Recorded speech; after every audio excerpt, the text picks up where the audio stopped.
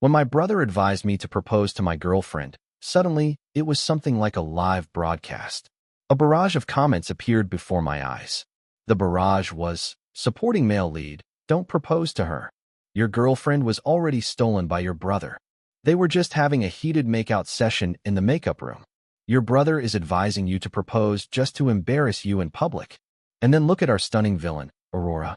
She's almost crying with anger.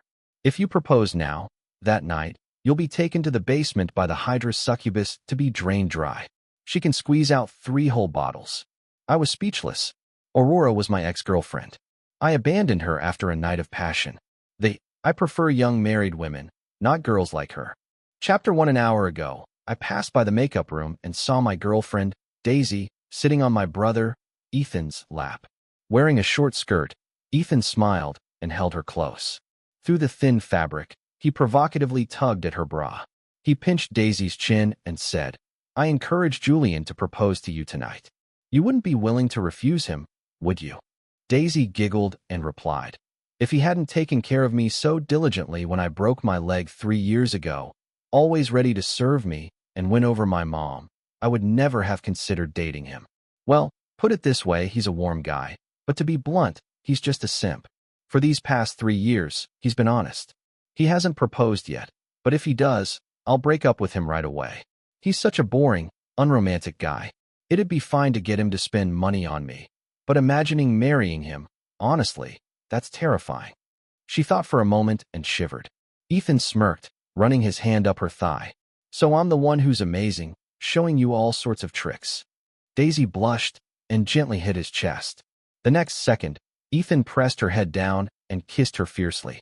That day, I sat in the storage room alone, processing everything until the party started. At the party, for the first time, I spaced out in front of Daisy. I was holding a bouquet and a ring. The original plan was for me to propose to her tonight because my brother, Ethan, had told me that he saw a tattoo on Daisy's body. Wallace. Wallace is my last name. I got overly excited, but I almost forgot Ethan also has the last name Wallace. The barrage commented, wait until the supporting male lead proposes to Daisy and gets rejected. When he asks, but I saw the tattoo with my last name, she will mock him for being delusional. The tattoo refers to, honestly, these two are so shameless. If they want to be together, just be together. They had to trick the supporting male lead into proposing and then make him embarrassed in front of everyone. He'll be the laughingstock of the party, unable to hold his head up for years. I just see the supporting male lead as a pawn in their game. It's so disgusting. The supporting male lead's brother is the male protagonist, so all of his luck is taken by him. I froze. So Ethan is the male protagonist? No wonder, no matter what I had, he always took it. When I showed my mom the award for first place in the math competition, Ethan would immediately distract her to top up his game account, stealing all her attention. I have a talent for playing the cello, and when Ethan saw my teacher praising me, he insisted on learning too, but after years of lessons, he's still a beginner. I was supposed to participate in a cello competition with Ethan, and I prepared for months, practicing day and night. But on the day of the competition, my mom locked me in the house because I was scheduled before Ethan, and they worried he'd feel pressured, so they locked me in and didn't let me attend the competition. Even so, Ethan still messed up repeatedly at the competition, and to comfort him, my parents took him to a 5-star restaurant, forgetting about me locked up at home. I aced the college entrance exam and got into a prestigious school, while Ethan's scores didn't even meet the minimum requirement for college. When my parents refused to do interviews, I casually mentioned my rewards at home, and Ethan immediately cried. My mom slapped me across the face. They always said my brother was too kind, almost to the point of being foolish. I should pay more attention to him, be nicer to him, and never make him angry. Ethan does have some intellectual challenges, at least on the surface. He's the ultimate beneficiary, never having to fight for anything, because others always fight for him. He knew I liked Daisy from a young age, so he kept telling me, you're so great. Daisy will definitely marry you. Daisy likes honest guys like you. You're perfect for her. But at the same time, behind my back, he had been dating Daisy for I don't know how long. Seeing me spaced out, Ethan nudged me. What are you staring at? Go propose already. The barrage spammed. Ha, propose. As long as you do, she'll drain you dry tonight.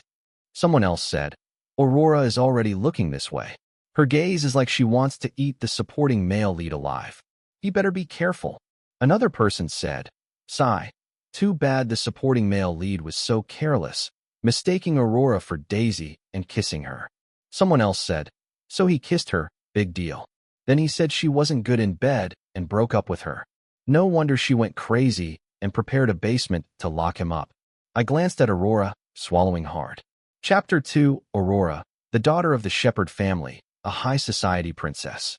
I didn't tell anyone that I had dated her for a while. To be honest, my entanglement with her was all my fault, my own doing.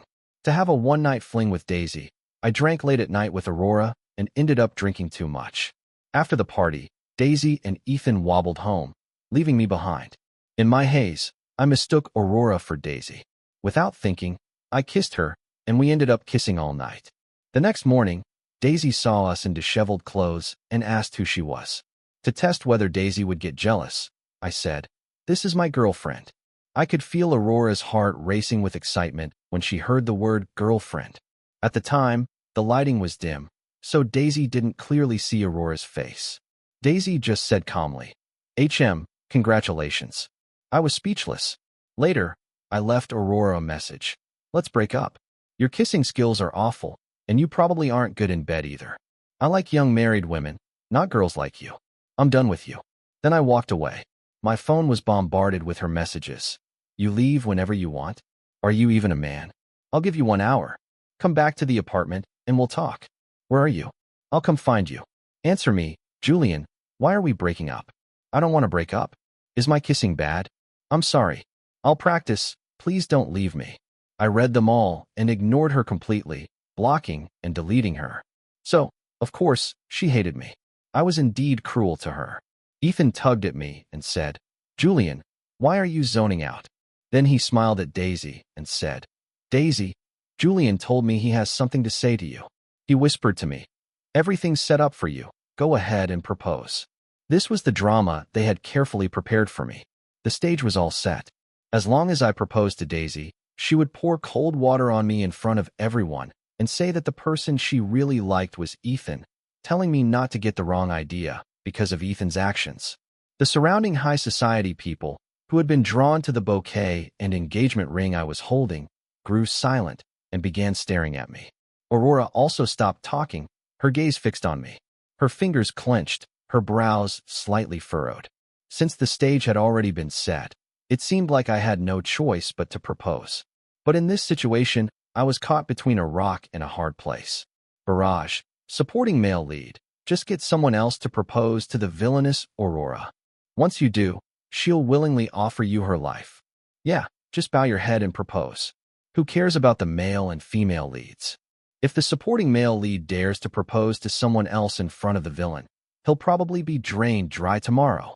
I found the barrage comments hilarious. The way I treated Aurora back then, how could she possibly accept my proposal? She'd probably want to humiliate me in front of everyone. But I did wrong her, so I was willing to give her the chance to get her revenge. I nodded and said, I came here tonight to propose to someone. Seeing this, Ethan's smug grin grew wider. I slowly raised the bouquet and said, the person I'm proposing to is. Daisy sneered and said, you're proposing to me. You just. Then I suddenly turned and shouted to Aurora. Aurora, can I propose to you? My sudden change of heart stunned the barrage. The barrage? Who can slap me? Am I seeing things? Did the supporting male lead really just propose to the villainous Aurora? Shit, really he's done for now. He once humiliated her about her kissing skills, and Aurora hasn't forgotten all these years. He used that excuse to break up with her. Tonight, he's definitely getting drained.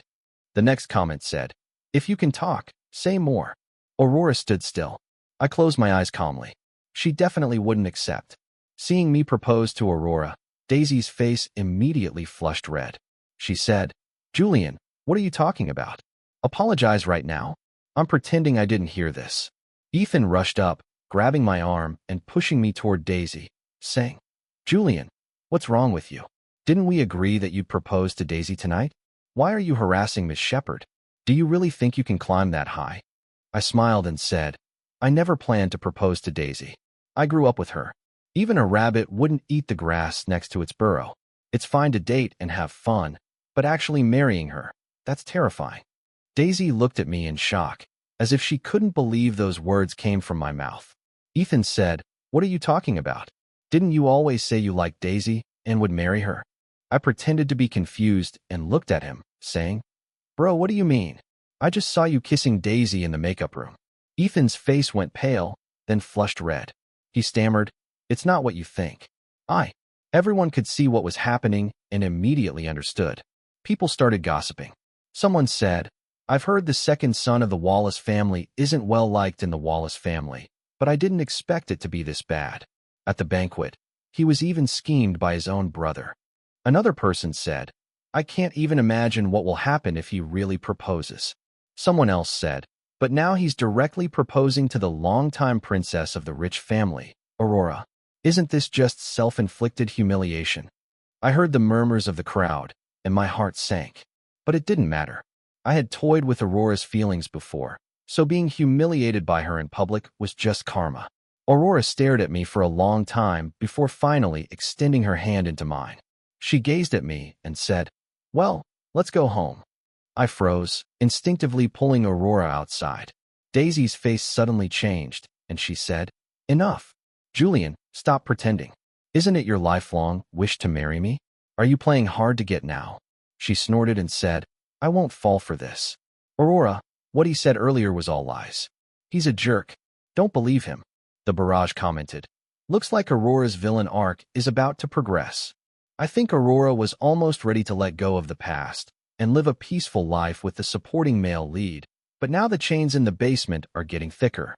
Supporting male lead, you better watch out. I was about to turn and argue with Daisy, but Aurora grabbed my hand. Her gaze icy. She said, "I haven't cursed him, so who are you to curse him?" Chapter 3. Aurora didn't even wait to go home with me. As soon as we got into the car, Aurora climbed onto my lap. My heart raced, and I felt an uncontrollable urge. Just as I was about to make a move, she said, "Do you think I'm still as easy to fool as before?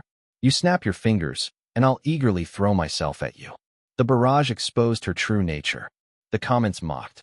Well, you really are easy to fool. You talk so harshly, but your body is being honest." I sighed and said, "Since you don't believe me, then just think that I never proposed to you. I'm leaving." The next second, Aurora slapped me across the face. I was stunned. She said, "Julian, do you think I'm a nightclub? Come when you want, leave when you want. I don't care where you think you're going. You've already proposed to me. You can't escape. How does it feel, having fun all these years while avoiding me? I've waited for you like a dog for so long." She bit my arm and took my hand, guiding it downward. "Feel this. This is how much I've wanted you. It's all your fault." The barrage went wild with excitement. "Oh, I've been waiting for this moment for so long." The supporting male lead getting drained is exactly what he deserves. Who told him to kiss the succubus and then throw her away? One of Aurora's hands led mine, while the other hand secretly reached for the armrest.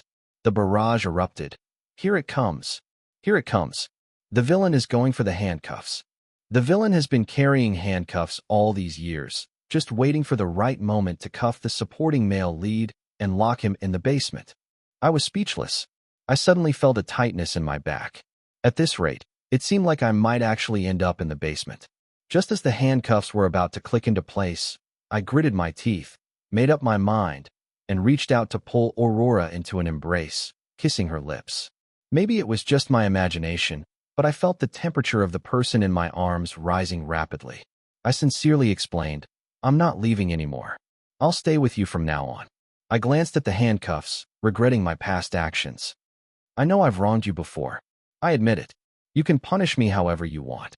I closed my eyes and said, "As long as you're happy, I'm willing to accept the punishment." Aurora tilted her head slightly, unobtrusively checking for signs of deceit on my face. When she saw the paleness on my face, her gaze softened, and she lowered her eyes. Then she straightened up and said to me, "Speaking of punishment, let's drive to my place. You should remember the address, right?" Chapter 4. Yes, I did live with Aurora for 3 months 3 years ago. When I realized I kissed the wrong person, my mind was a complete mess. Aurora was full of tricks when it came to kissing. The next morning, I was dry-mouthed and dazed. At that time, Aurora was very innocent. Her cheeks were flushed as she said, "Last night, you kissed me as soon as you got close. I didn't expect that you liked me so much, Julian. I'm your girlfriend now, right? If we're going to live together, should we stay at your place or mine? Why aren't you saying anything? Do you not want to live with me? Never mind. Actually, I wasn't really that keen on living together. Who's the one excited about it?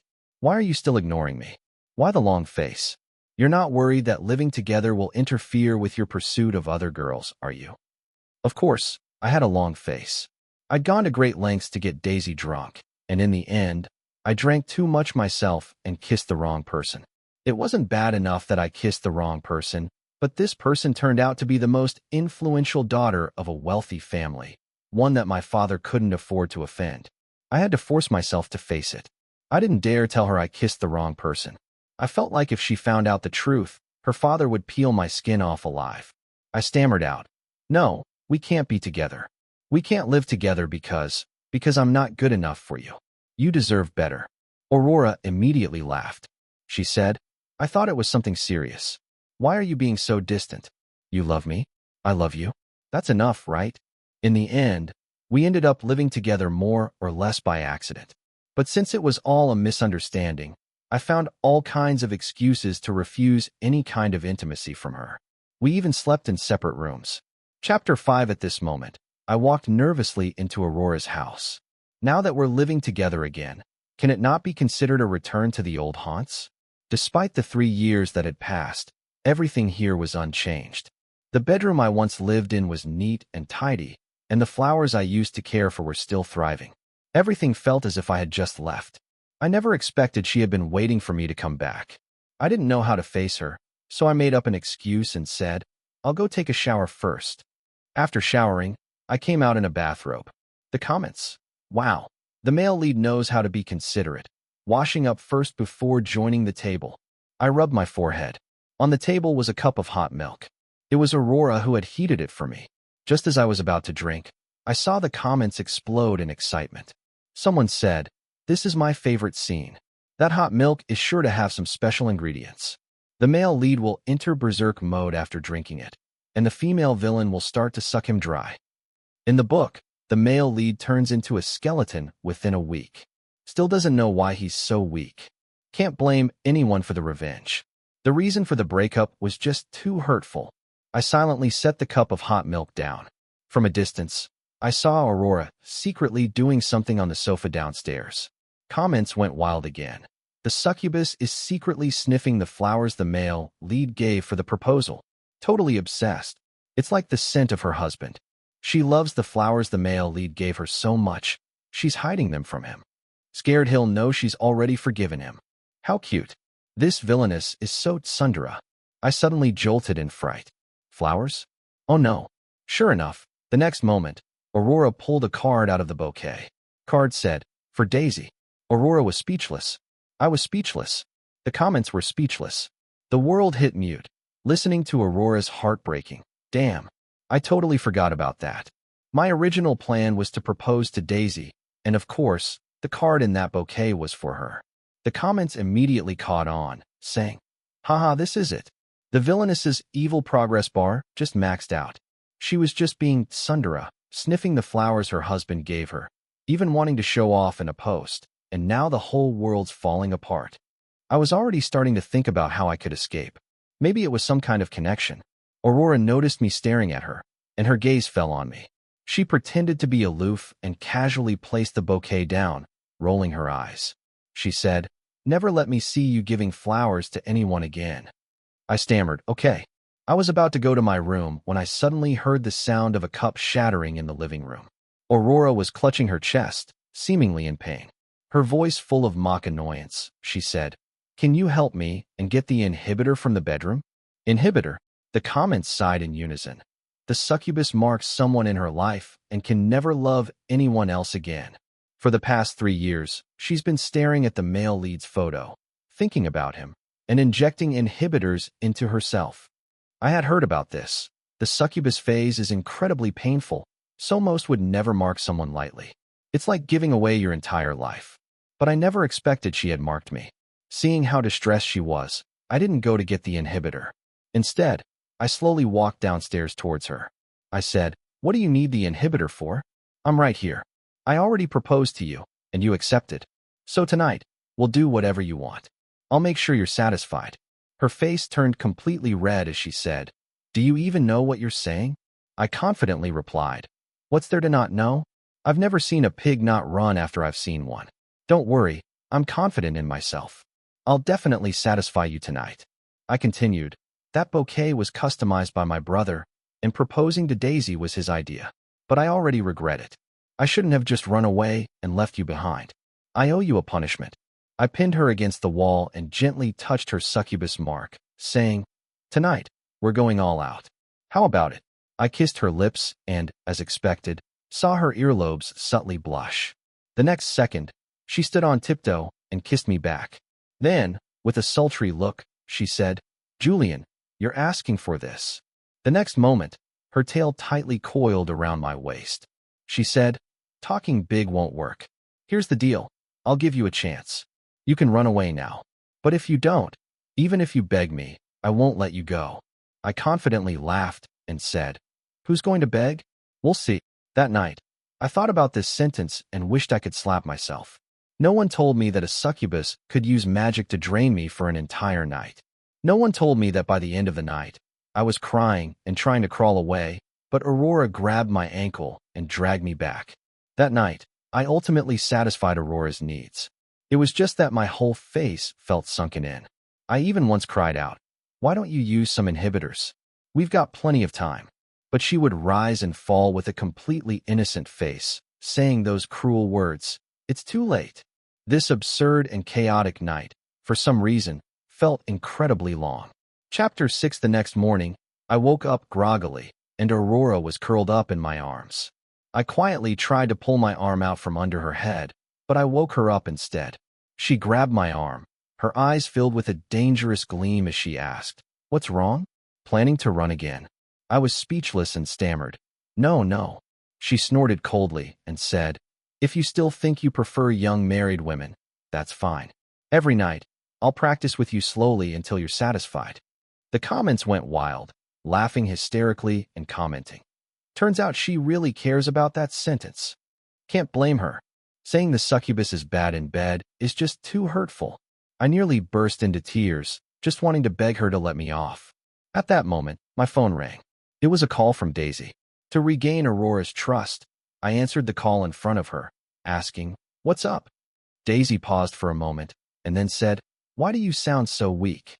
I forced my tone higher and replied, "Get to the point." Daisy snorted and said, "I know you're trying to propose to me. Stop playing these games of cat and mouse. It's not fun anymore. I'm willing to lower myself and marry you, but on one condition. You have to apologize to your brother. Yesterday, you embarrassed him in front of everyone, and now the whole world is insulting him. He's not like you. He's going to inherit the Wallace Group one day, and your actions are ruining the Wallace family. Tonight, the Wallace family is holding a banquet, and I want you to publicly admit that last night you lied about us because you were jealous of your brother. As long as you apologize in front of everyone, I'll agree to marry you." I was almost laughing in anger at Daisy's logic. I said, "Are you out of your mind? Every word I said last night was true. Why should I apologize?" She replied in dissatisfaction, "Julian, you really are something. We're being cyberbullied to the point of depression, and it's all because of you. Don't you feel any guilt?" I gritted my teeth in anger, thinking about how I could curse her out. But then I had a thought. If they're going to treat people like this, it would be too easy just to insult them back. I should get back at them properly, ruin their reputations completely. So I pretended to agree and said, "Fine, I'll go to the banquet tonight." Aurora's expression darkened. I didn't notice when she had come closer, but her little tail had coiled around a place it definitely shouldn't have. I was speechless. Before Daisy could sense anything strange, I hung up the call. Aurora, upset, lunged at me and bit my shoulder, complaining, "What? Now that you're with me, you regretted it and want to go back to her." I was about to push her away, but then I saw the comments. Don't be fooled by how angry the evil female lead looks. She's actually super insecure inside. Her fingertips are trembling, afraid that her husband, whom she just got back, will leave her for someone else. Seeing this, I changed my gesture from pushing her away to hugging her close. I patted her back gently, reassuring her. Who said I'm going to apologize? Do they even deserve it? Aurora's expression softened. I spoke slowly. You're coming with me to that banquet tonight. After all, I owe you an official announcement. Chapter 7. Since I'm going to be living with Aurora starting today, I left early to head home and pack my things. When I got home, my family was having lunch. The table was filled with dishes Ethan loved, just like any other day. It's kind of funny when I think about it. Everyone dotes on the youngest son, and here we are with the roles reversed in our family. I quietly went into my room to pack. When I came out, my dad was drinking some light alcohol with Ethan, munching on peanuts. Seeing me, my dad reminded me. Don't forget about the banquet tonight. Apologize to your brother in public and say you lied because you were jealous of him. What kind of look is that? You should do this. I know you've been dating Daisy. She's the daughter of a Lewis family, and she's got a good background. You two just don't match. After the banquet, break up with her and let her go to your brother. Your brother is the heir to the Wallace family, and a marriage with the Lewis family would be more appropriate. I couldn't be bothered to argue, so I just kept stuffing things into my suitcase. Seeing that I didn't say anything, my dad immediately got upset. He stormed over and grabbed my shoulder, saying angrily, "Ungrateful brat. You're not even half as good as Ethan. I've raised you for nothing." Ethan slowly came over to play the good guy. He persuaded my dad to back off, trying to smooth things over. "Brother, what you saw that night wasn't real." Her eyes were full of dust, and I helped her with it. "It was just a visual distortion. You were seeing things." But when my dad wasn't looking, Ethan leaned in and whispered provocatively, "Don't get too full of yourself. Daisy agreeing to marry you doesn't mean she likes you. She's just fulfilling my task. Daisy loves me. We're the right match. Julian, you're so pathetic. Everything you've cared about since childhood, I've taken it from you one by one. What's with that attitude? I get it now. You really think Aurora is going to marry you? Hey, I've already told Shepard about your proposal to her yesterday. You did it just to make Daisy jealous, didn't you? Just how do you think Aurora will get back at you when she finds out? You won't have an easy time in this circle anymore." I didn't care. After all, Aurora had already gotten her revenge on me last night. "It's nothing." I shoved him away and sneered. "No need to worry about that." Chapter 8. That evening, I wore a bespoke suit to attend the banquet. When Aurora arrived, holding my arm, the place was already crowded. Aurora was immediately surrounded by her friends, so I quietly slipped away and retreated to a quiet corner by myself. A harsh voice came from behind. Someone said, "Haha, you really came." It was Ethan, dressed in a classic, retro three-piece suit. This suit was originally left to me by my grandfather when he passed away, but when Ethan saw it for the first time, he said he liked it, and my dad took it upon himself to give it to him. It wasn't quite the right fit for him, but he wore it intentionally to provoke me. He looked me up and down, sneering. "I didn't expect you to actually show up. Seems like you really are that devoted. You'd do anything to marry Daisy. Too bad. In her eyes, you're just a simp, agreeing to marry her just to fulfill my task. You should know your place. Don't fantasize about things that don't belong to you. Don't you think?" I smiled and replied, "Aren't you afraid I'll expose you in public?" Ethan's expression changed. He said, "You won't have the chance." Suddenly, he stepped closer and grabbed my neck with one hand. I stepped back and threw a punch right at his face. It didn't feel like I used much force, but he staggered backward and fell hard to the ground. Ethan gritted his teeth and glared at me, shouting, "Brother, really? You're accusing me of something? Why do you have so much hostility toward me?" His loud voice attracted the attention of most of the guests at the banquet. "Ethan," Daisy shoved me aside and rushed over to his side. She helped him up, looking at me with utter disappointment, and said, "Julian, I know you've always been jealous of your brother.